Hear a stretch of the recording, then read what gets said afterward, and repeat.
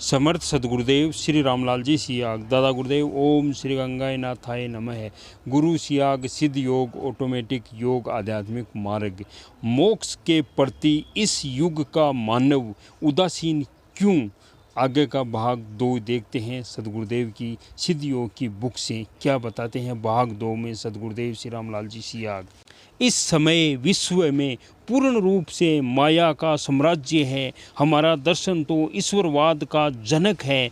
जब हमारे धर्माचार्य प्रत्यक्षानुभूति एवं साक्षात्कार के स्थान पर अतीत के गुणगान करके धर्म की इतिश्री कर रहे हैं, तब पैगंबरवादी धर्मों को दोष देना व्यर्थ है। माया को जीत पाना कितना कठिन है, इस संबंध में भगवान श्री कृष्ण ने गीता के 7वें अध्याय के 14वें श्लोक में कहा है, देवी होसा गुणमयी मम माया दुर्तया ममेव ये परपच दहन्ते माया ममताम तरंती ते। क्योंकि यह अलौकिक अति अद्भुत त्रिगुणमय मेरी योग माया बड़ी दुस्तर है। अतः जो पुरुष मेरे को ही निरंतर भजते हैं वे इस माया का उल्लंघन कर जाते हैं, अर्थात संसार से तर जाते हैं।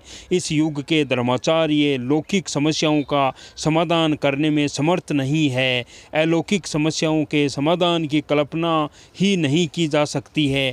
मोक्ष प्राप्ति के लिए 6 चक्रों और 3 ग्रंथियों का भेदन करने के साथ साथ आज्ञा चक्र भेदन जैसा सर्वाधिक कठिन कार्य करने के बाद सच्चिदानंद घन सत प्लस चित प्लस आनंद परब्रह्मा के जगत में प्रवेश करना पड़ता है। इस जगत में माया नाम की कोई वस्तु नहीं है, परंतु फिर भी प्रभु का दिव्य आनंद साधक को मस्त बना देता है। साधक उस आनंद के कारण शुद्ध बुद्ध भूल जाता है। अगर गुरु न चेतावे तो वह आनंदमय कोष और चित्तमय कोष का भेदन करके सतमय कोष अर्थात सहस्रार में पहुंचने का प्रयास ही नहीं कर सकता है। मेरे कई साधक काफ़ी समय तक उसी स्थिति में स्थिर रहे। मेरे चैतन्य पर उन्हें शुद्ध आई। वे बोले, गुरुजी आनंद भी कैसा है कि संसार की शुद्ध बुद्ध भुला देता है। आप न चेताते तो न मालूम कितने समय और इसी स्थिति में अटके रहते। मोक्ष मात्र कुंडलिनी के सहस्रार में पहुंचने पर ही होता है। इस संबंध में गोस्वामी श्री तुलसीदास जी ने भी कहा है, धर्म ते वीरति योग में ज्ञान मोक्ष प्रद वेद बखाना। मोक्ष के संबंध में भगवान श्री कृष्ण ने भी गीता में स्पष्ट शब्दों में कहा है, अब्र ब्रह्मा भुए न लोका पुनर्वार्तियों न अर्जुन मामू पेते तू कौनते पुनर्जन्म न विदते। हे अर्जुन, ब्रह्मलोक से लेकर सब लोग पुनर्वर्ती स्वभाव वाले हैं, परंतु हे कुंती पुत्र, मेरे को प्राप्त होकर उसका पुनर्जन्म नहीं होता है।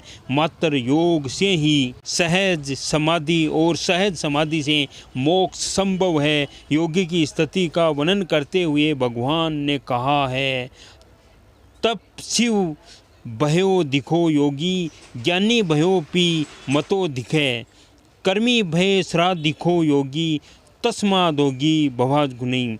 क्योंकि योगी तपस्वियों से श्रेष्ठ है और शास्त्र के ज्ञान वालों से भी श्रेष्ठ माना गया है तथा सकाम कर्म करने वालों से भी योगी श्रेष्ठ है। इससे हे अर्जुन, तू योगी हो। इस संसार से प्राय लुप्त हो गया है। योग की व्याख्या करते हुए महर्षि श्री अरविंद ने कहा है, योग का अर्थ है परमात्मा के साथ संयोग। विश्व के परे जो परमात्मा तत्व है उसके साथ संयोग या विश्वात्मा के साथ संयोग या व्यक्तिगत जो आत्मा है उसके साथ संयोग, अथवा जैसा कि इस योग में होता है तीनों के साथ एक साथ संयोग, अथवा इसका अर्थ है एक ऐसी चेतना को प्राप्त होना जिसमें मनुष्य अपने सुख कसुद्र अहंकार, व्यक्तिगत मन बुद्धि, व्यक्तिगत प्राण और शरीर से बंधा नहीं रहता है, परंतु परमात्मा के साथ या विश्वात्म चैतन्य के साथ एक तत्व को प्राप्त होता है, जिससे वह अपने अंतरात्मा के स्वरूप को जान लेता है, अपनी ही अंतरा सत्ता को तथा जीवन के वास्तविक सत्य को पहचान लेता है। सीधी सिद्ध योगियों की गुरु शिष्य परंपरा में जिस सिद्ध योग अर्थात महायोग का वर्णन है, उसके आदि गुरु कैलाशवासी भगवान श्री परशिव है, जिन्हें सिद्धों की परिभाषा में श्री कंठनाथ कहा जाता है। कलयुग में इसका प्रसार प्रचार योगेंद्र श्री मच्छेंद्र नाथ जी ने किया। इन्हीं के शिष्य महायोगी श्री गोरखनाथ जी ने इस सिद्ध योग से संसार का जो कल्याण किया है वह सर्वविदित है। योग साधना के संबंध में गोरक्षक तक में कहा है, दिन जे सेवी त सका सहे श्रुति कलपत्रो फलम समनम बहुता पसहेम योगम भजत सतामा।